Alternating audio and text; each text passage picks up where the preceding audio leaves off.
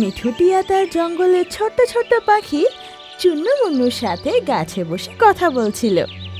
বাচ্চারা, আমাদের হার স্বীকার করা উচিত নয়। হার স্বীকার করলে আমরা দুর্বল হয়ে যাই, আর দুর্বল লোকেরা ভীতু হয়। তাই আমাদের ভীতু হওয়া উচিত নয়। কিন্তু মিঠু কাকু, আমাদের হার কেন মানা উচিত নয়? আমি এটা ঠিক বুঝতে পারলাম না। কারণ যারা সাহসী হয় তারা হারেই না।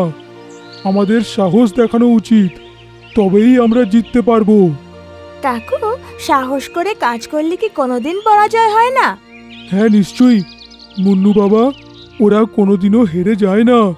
এসো, তোমাকে একটা গল্প শোনাই, যদি শুনতে চাও তাহলে। হ্যাঁ হ্যাঁ, নিশ্চয়ই, আমরা দুজনেই তোমার গল্প শুনবো। আমাদের তোমার গল্প শুনতে খুব ভালো লাগে, আর শিক্ষাও পাই। প্লিজ আমাদেরকে গল্প শোনাও না। হ্যাঁ,